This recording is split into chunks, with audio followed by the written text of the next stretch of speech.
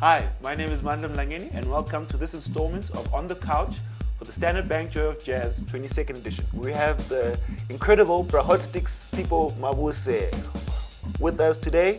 Hotstix, Yeah. great to see you. Thank you, Manja. Thank Yeah, you. sure. By the way, congratulations for being the youngest, if I may add, Standard Bank of Jazz. Standard Bank is Artist of the Year. Thank you, appreciate You it. deserve it. You Appreciate deserve it. it. And it comes from you. Well, I contributed just much, but Very all much. of it is yours. Knowing you that you've been very much involved in the jazz scene in South Africa, from you playing with Harare, can you please tell us your earliest and fondest experiences of the group? Well, you know, I always say to people, my music was almost experimental. Everything I did was just experimental. It was just a journey which I was traveling through, and jazz was part of that journey.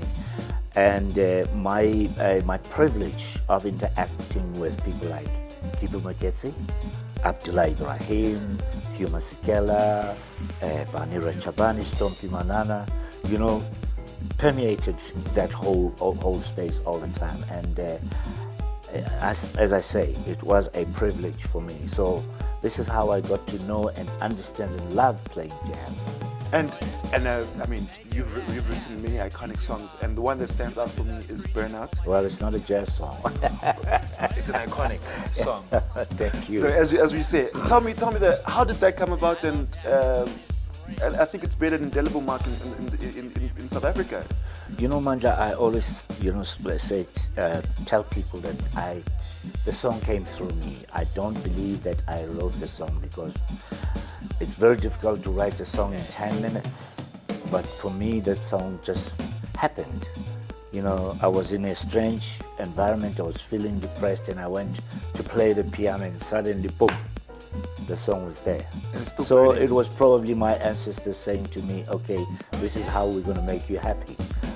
We'll give you the song, and then you'll be happy for the rest of your life. And you indeed, still are. I And you am still are. quite happy. And I mean, you could have been anywhere in the country, living anywhere in the world, and you chose to live in Soweto. How does Soweto connect with your music, and also how does that allow you to connect with the audience?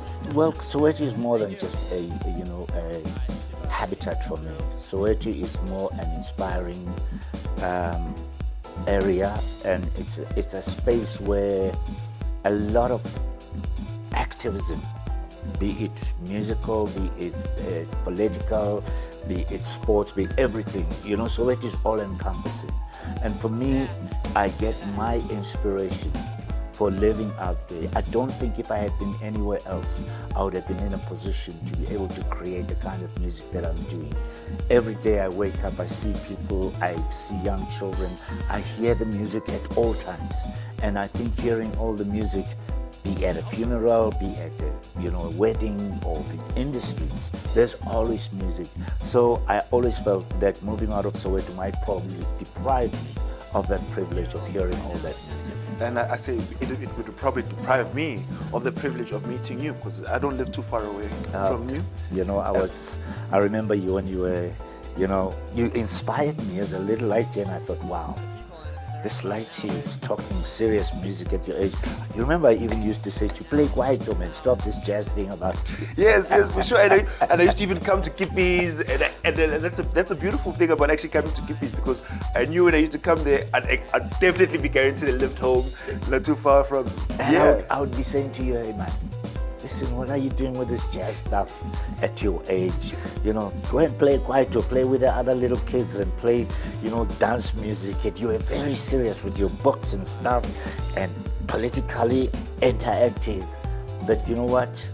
You were an inspiration. Yes, I thought, thank you. wow, if there's still young people like you who are interested in serious things, including Oscar and some of your mates, I thought, wow, there's hope for jazz in this country. I'm still inspired, and by the very fact that you still managed to tour the world in the space of 50 years. What keeps you going? The fear of failure is the fear factor.